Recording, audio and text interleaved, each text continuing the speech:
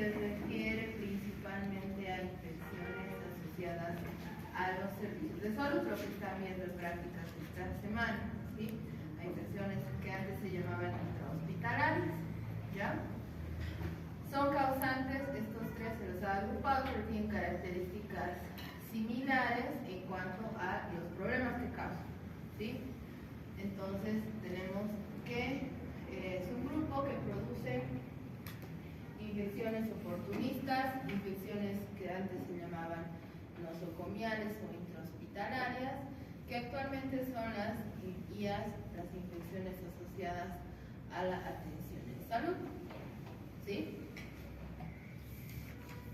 Pertenecen a la familia de Enterobacteriaceae, los enterobacterales actualmente son bacilos gram-negativos, son móviles con excepción de Klebsiella,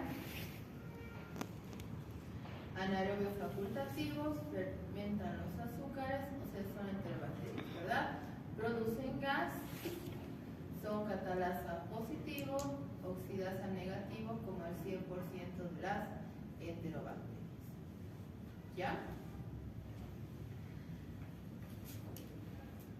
Al ser bacilos gram negativos, tienen estructura antigénica conformada por los antígenos somáticos, que ustedes recuerdan están acá en el lipopolisacárido, está el antígeno O, ¿verdad?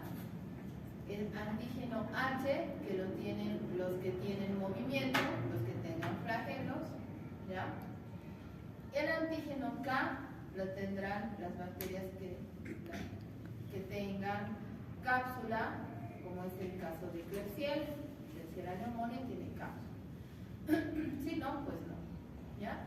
Y también tienen otros antígenos de menor importancia o de menor presencia, que son las proteínas de membrana externa y los pilis o fimbias, que tienen también su reacción antigénica, ¿ya? Vamos a ver qué especies pertenecen a este grupo. Empezamos por Klebsiella, ¿ya? Tenemos a Klebsiella pneumoniae, subespecie pneumoniae, Klebsiella pneumoniae, subespecie rhinoscleromatis, subespecie especie pneumoniae, subespecie Ozone, Klebsiella ossitoca, ¿sí? Que es parecida a Klebsiella pneumoniae, pero es indol positivo, esa es la diferencia. Klebsiella plantícola, que vive en el medio ambiente y puede producir en alguna ocasión infecciones de tracto urinario e infección de heridas cuando estas se contaminan con la tierra, ¿no? La tierra o las plantas. También tenemos a Klebsiella terrigena, que también está en el medio ambiente. Y antes teníamos a Enterobacter aerógenes en el grupo de los Enterobacter, que actualmente se ha establecido que es una Klebsiella, ¿sí? Entonces actualmente se llama Klebsiella aerógenes. Sus características de resistencia a los antimicrobianos, sus características bioquímicas son las mismas, solo que taxonómicamente, por una cuestión de secuenciación genómica, ha llegado a establecerse que no es de la línea de los Enterobacter, del género, sino de las Klebsiellas, ¿ya? Y finalmente la ornitinolítica, que la encontramos también a veces en alguna infección oportunista, ¿ya? Pero los más importantes, Klebsiella pneumoniae, Ozone, rhinoscleromatis y oxitoca. También aerógenos, ¿ya? Porque es de los más frecuentes de los que eran en el Enterobacter, ¿ya?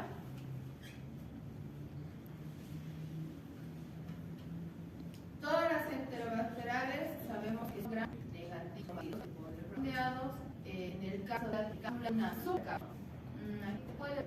sombrita. Tiene una supercápsula, lo que vuelve incluso sus colonias mucoides, ¿ya? Ahorita vamos a ver supermucoides, Es inmóvil, pues no tiene pelo, ¿ya?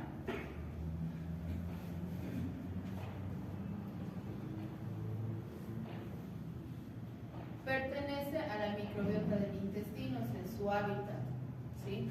Vive en el intestino grueso.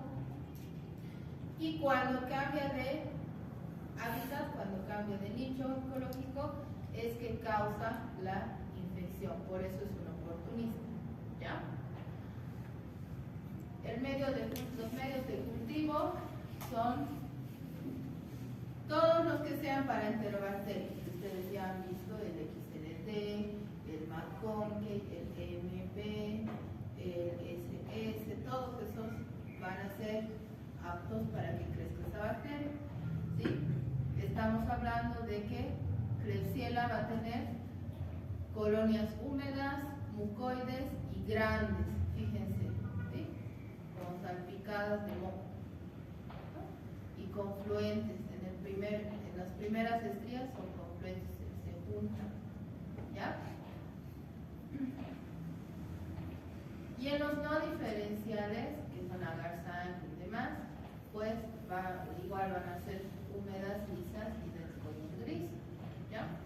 En el McConkey nos va a dar lactosa positiva. Esto da un color rosado, ¿verdad? Todas las lactosas positivas. Ahí las vamos a conocer. Me ha quedado atrás. Bien.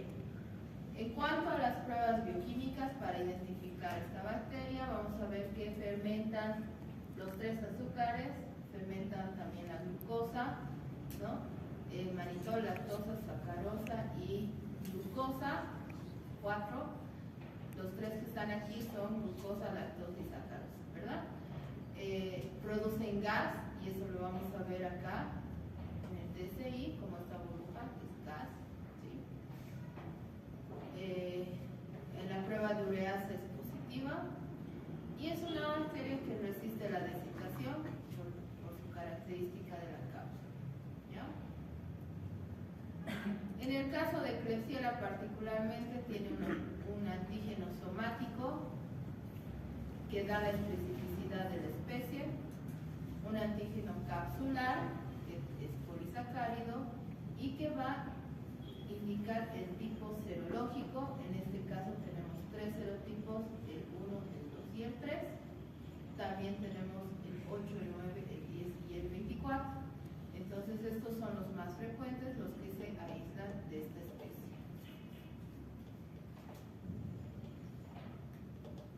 Bien. Sus factores de patogenicidad, o sea, sus determinantes patogénicos, son la cápsula. Como ya sabemos, la cápsula va a evitar la fagocitosis, ¿verdad? ¿No? La cápsula tiene como función evitar la fagocitosis. Las fimbrias o los pilis le sirven para adherirse, para fijarse. En su pared están los lipopolisacáridos. ¿Se acuerdan que los lipopolisacáridos tienen lípido A? Y el lípido A es la endotoxina, ¿no? Esta endotoxina va a producir shock y va a producir la fiebre porque actúa como un pirógeno, ¿ya? La enterotoxina también tiene la enterotoxina parecida a la E. coli y también tiene bacteriocinas. ¿Qué son las bacteriocinas? Son toxinas que van a inhibir el crecimiento de otras bacterias, ¿ya? Que son letales para otras bacterias. Les decía que su hábitat normal es el intestino del hombre, del humano, ¿no? También puede sobrevivir, como hemos dicho, en agua, suelo y aguas negras. También puede sobrevivir y colonizar vegetales y animales. Es una bacteria que se puede transmitir por gotitas respiratorias, puede colonizar las cremas de manos, ¿sí?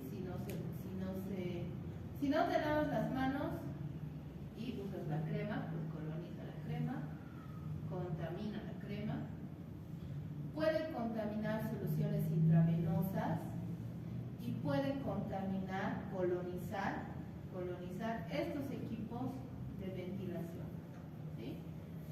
estamos hablando de los ventiladores mecánicos, que la función es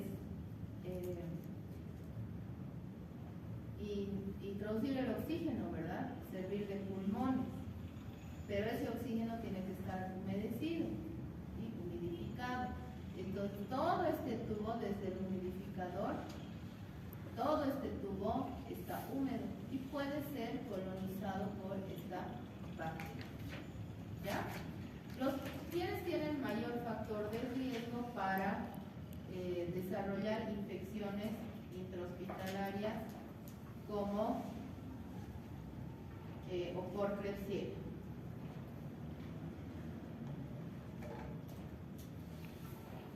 Los alcohólicos, ¿sí? ¿Qué pasa con los alcohólicos? Caen en inconsciencia, ¿verdad?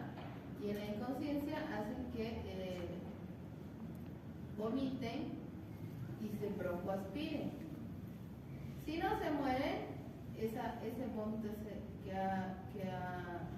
ese reflujo, pues se va a los pulmones por la vía aérea, ¿sí?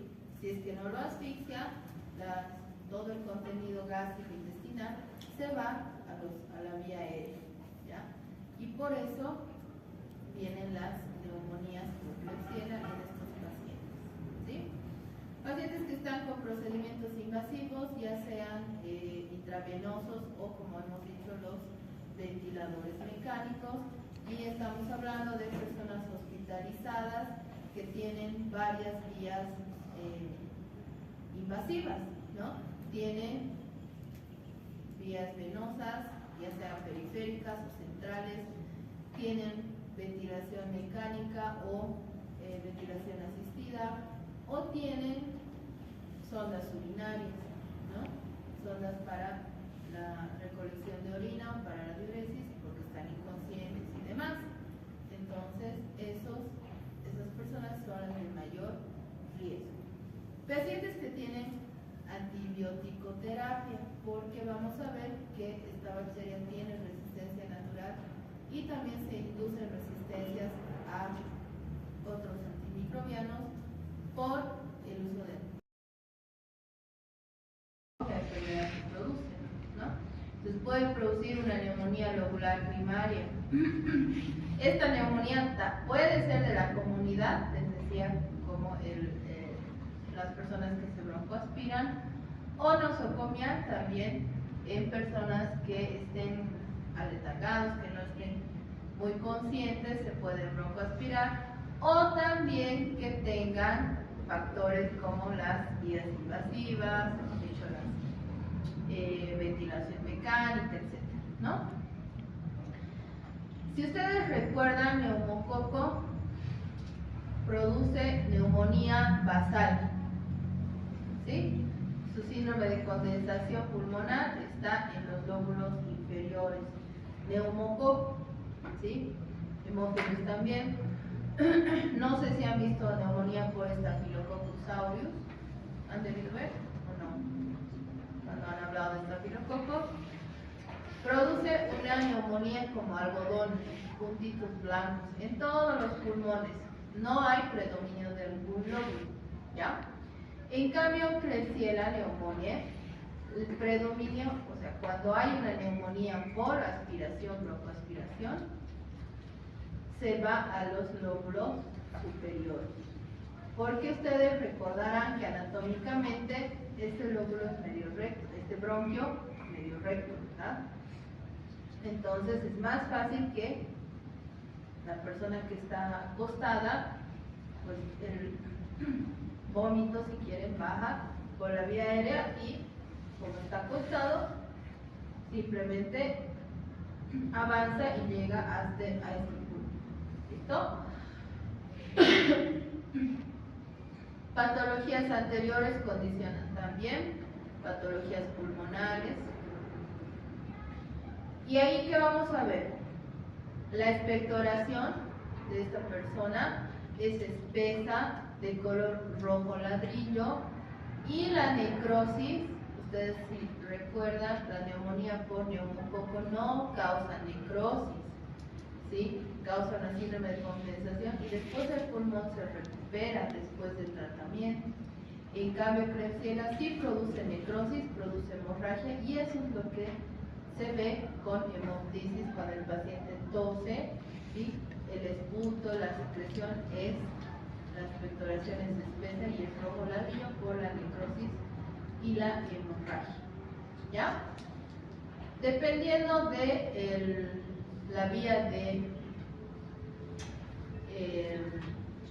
transmisión o de la vía de infección, tenemos la infección de vías urinarias, que sabemos que son ascendentes. Generalmente el 80% se produce ¿por quién? Por E. coli, muy bien. Entonces, esta Klebsiella también, como vive ahí mismo, igual que E. coli vive en el colon, pues va a producir también por el mismo mecanismo, puede producir la infección, ¿no? ¿Quiénes son más propensos? Los que tienen alteraciones anatómicas, ¿no? Personas que tienen ptosis renal, por ejemplo, que tienen alguna malformación, que tienen un solo riñón a veces, ¿no? Ustedes han visto todas esas alteraciones en la biología. Personas que han sido operadas, ¿no? Por lo tanto muchas tienen sonda o catéter urinario. Personas que están en cama mucho tiempo, ¿no? Las personas internadas o en hogares o en algún lugar en la casa, pero en cama, ¿no? También puede producir septicemia postquirúrgica, ¿sí? ¿Quiénes se van a ver afectados ahí? Los niños y adultos que tengan enfermedades crónicas. Aquí vamos a tener personas que tengan fiebre, escalofríos, náuseas, vómitos, y la respuesta inflamatoria puede desencadenar una coagulación intravascular diseminada, sangrado del paciente y la muerte. ¿Ya? Tenemos infecciones menos frecuentes, pero posibles, ¿ya? Cuando hay una rinitis atrófica crónica, ¿sí? Que se acompaña de secreción mucopurulenta, que tenga olor fétido, está causada por Klebsiella ocenae y se llama ocena esa infección, ¿ya? Y también el rinoescleroma, producido por Klebsiella rinoescleromatis, es una enfermedad crónica en el tracto respiratorio superior con infiltración de la submucosa. Se hace una biopsia por broncoscopía, y se mira que hay leucocitos mononucleares, o sea, linfocitos también, y bacilos granulocitos. Entonces se encuentran ahí las bacterias y se da, estos se llaman células de Mikulicz y tienen, son indicativos de que esta es un rinoescleroma, ¿ya? Pasamos al Enterobacter.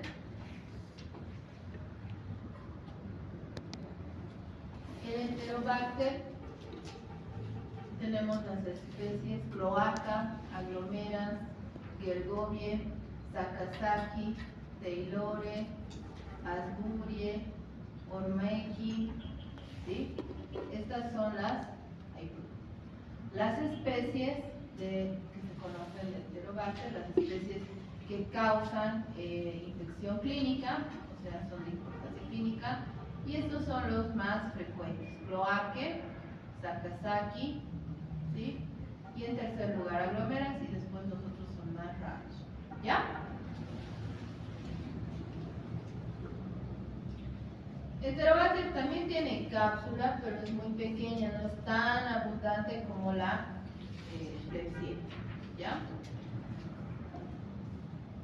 También vamos a ver que se hacen las pruebas bioquímicas, se cultivan los mismos medios para enterobacterales, son anaerobios facultativos, lactosa positivos, ornitina descarboxilasa positivos, menos enterobacteriales Enterobacter aglomerans. Enterobacter sakazaki es una enterobacteria, un enterobacter que produce un pigmento amarillo en sus colonias. ¿Ya? Tiene antígeno O y antígeno H porque porque es un gran negativo y porque tiene flagelos, ¿no?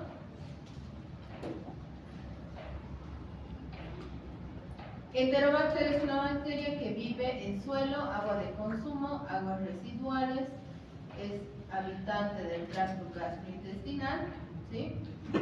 Puede contaminar productos lácteos, se aísla en esputo, en sangre por bacteremias, en heridas infectadas, en esputo por neumonía, ¿verdad?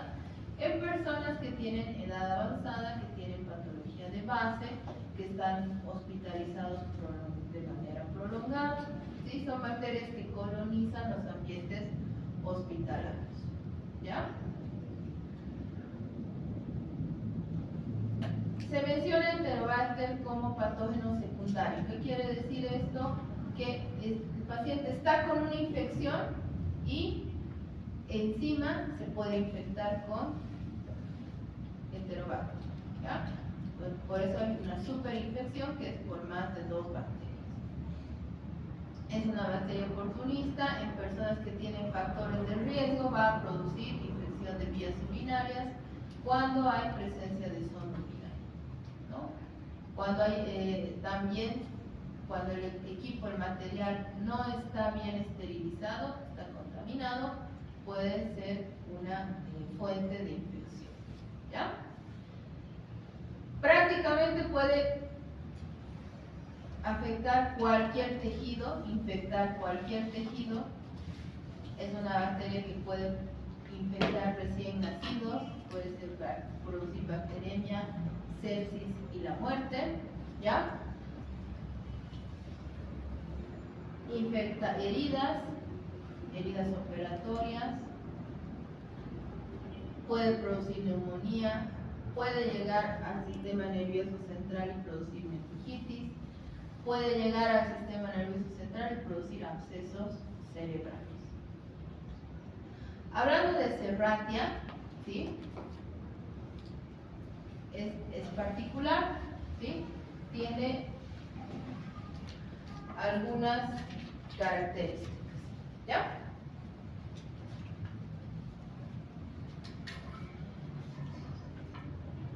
La principal especie de Serratia se llama Serratia marcescens. También está la Liquefaciens, Rubidia, Flimútica, Ficaria, Limesi, Oxífera, pero vamos a hablar exclusivamente de esta, que es la que más causa problemas, ¿ya? Ya estamos viendo ahí una diferencia grande, ¿sí? ¿Qué estamos viendo?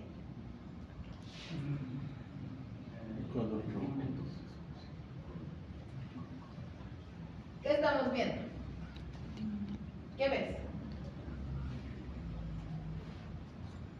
¿Qué te llama la atención? ¿El color? ¿Sí? ¿Qué color? Rojo, ¿no? Parecen gotas de sangre, ¿sí? ¿O no? Sí, parecen gotas.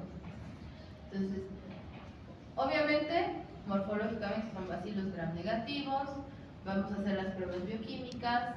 Es un bacilito pequeño. Y ese pigmento rojo sangre, se llama prodigiosina o marcenina.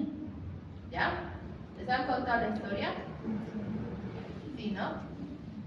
¿Cuál es?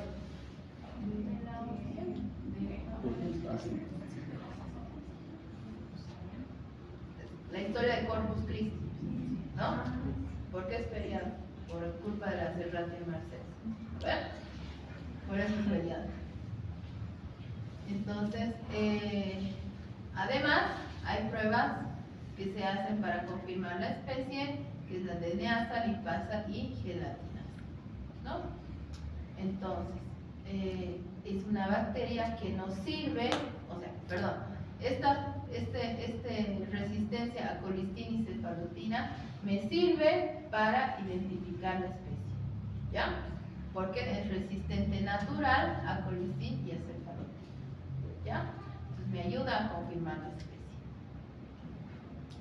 Tiene antígeno O, antígeno K y antígeno H, porque es gram negativo, tiene cápsula delgadita y tiene flagelos, ¿ya? Su determinante de patogenicidad es su endotoxina que está en la parte, ¿ya?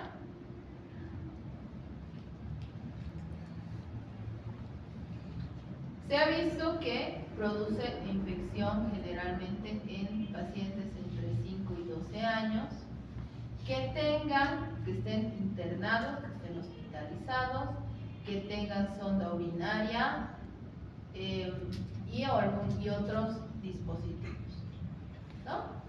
¿Por qué? Porque la vía de entrada es urinaria, es respiratoria por dispositivos invasivos como el tubo endotraqueal del ventilador, ¿sí? Y lesiones quirúrgicas, o sea, heridas quirúrgicas.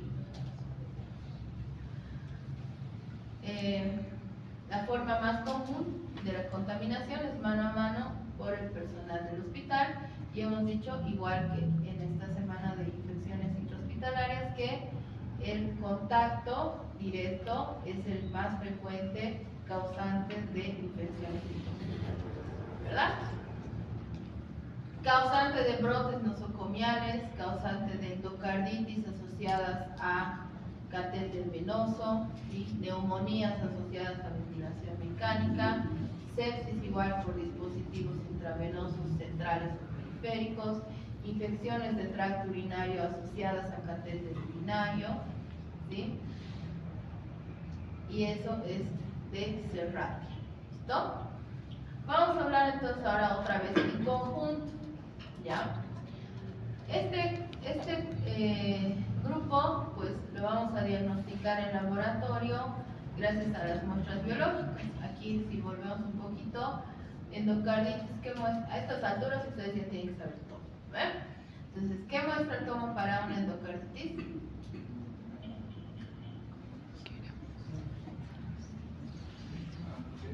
Sangre, muy bien, el cultivo.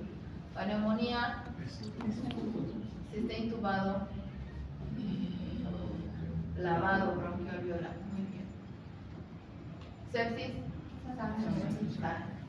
infección del tracto urinario, orina, ¿verdad? ¿Me sirve la punta de la sonda urinaria? No sirve, jamás, nunca, never in the life, ¿ya? Orina. Y si voy a tomar de la sonda, esa sonda tiene que ser recién cambiada, es nueva. Ya no me sirve una sonda de hace 2 semanas, que está colonizada, ¿ya? Ni de hace 3 días. Obviamente, dependiendo del lugar de origen, van a crecer, principalmente estos son los más utilizados, ¿no? AMB y McConkey, y también el XLD, donde vamos a ver colonias lactosa positivas, y en el caso de Serratia con su color característico. Una vez identificadas por pruebas bioquímicas, voy a hacer el antibiograma, ¿ya? Y esto tienen que poner atención, ¿sí? Este grupo tiene resistencias naturales. ¿Qué quiere decir? Que yo por ningún motivo tengo que utilizar estos antibióticos cuando me diagnostican estas bacterias, ¿sí? Klebsiella pneumoniae tiene un mecanismo intrínseco natural, que es una blea, o BLER, que se llama ahora, ¿no? ¿Qué es una blea? Beta-lactamasa de espectro ampliado, y ahora es BLER de espectro restringido, ¿ya? Pero esto me dice que es resistente a ampicilina, amoxicilina, carbapenicilina, ticarcilina, ¿ya? Entonces, si me dicen Es una Klebsiella, está corriendo el antibiograma, el laboratorio. Yo le digo, yo sé, tengo que saber que no puedo utilizar ninguna de estas. ¿Sí? En el caso de Enterobacter y Serratia, tienen un mecanismo que es AMP-C. ¿Sí? El AMP-C me dice que son resistentes a ampicilina, amoxicilina, a cefalosporinas de primera y segunda generación. ¿Cuáles son estas?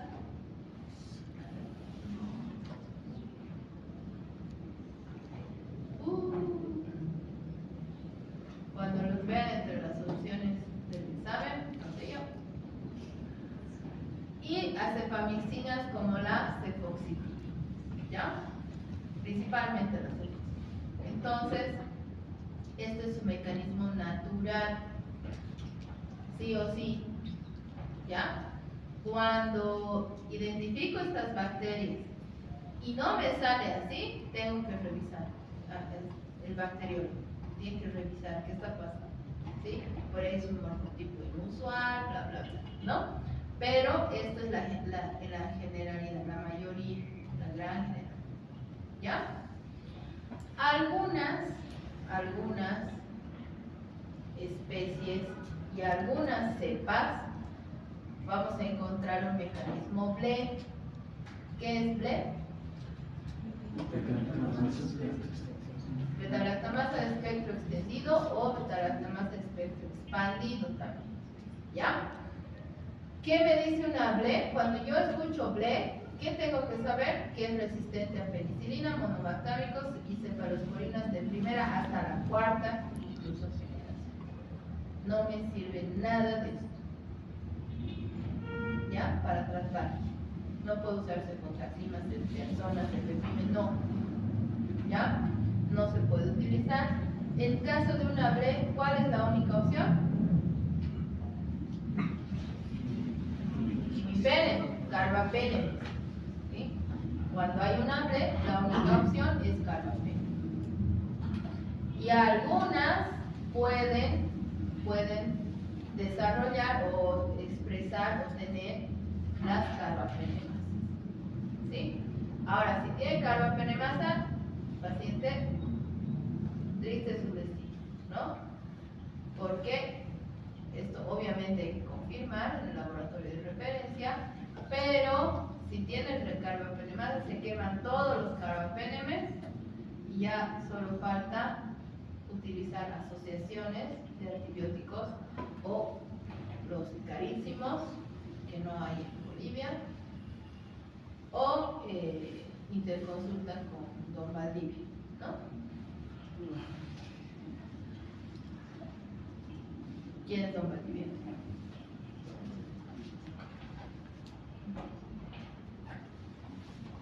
Pues ya lo han destronado a don Valdivia, ¿no? Ahora es Santa María.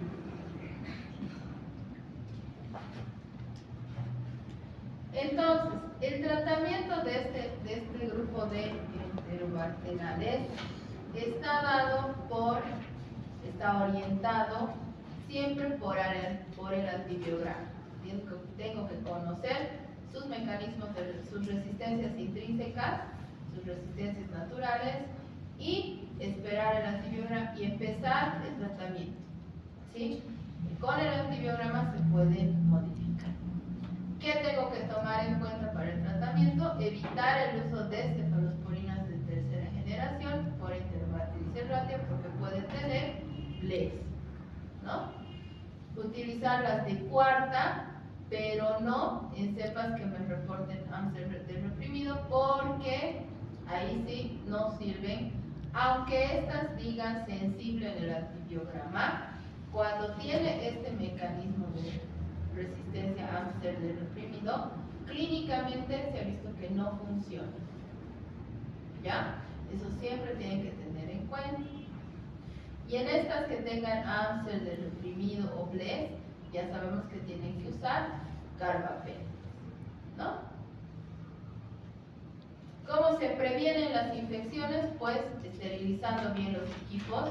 Se encontró serratia muchas veces en las sondas urinarias, porque hay hospitales que pues no tienen los recursos para comprar nuevas y las reesterilizan, pero no las lavan bien antes. Ustedes han visto en la práctica de esterilización que hay que lavar bien, secar, recién esterilizar y volver a secar, ¿no? Entonces, cuando ese proceso está mal, pues introducimos bacterias al paciente. Sabemos que el lavado de manos es la principal medida de prevención de las infecciones intrahospitalarias. Así no paso las bacterias de un paciente a otro, ¿no? O de un ambiente, de un mueble a otro, ¿no? El uso de barbijos o con cubrebocas, el uso de equipo de protección individual, ¿verdad? Uso de barreras. Todo lo que es para evitar o prevenir infecciones asociadas al servicio de salud o intrahospitalarias nos sirven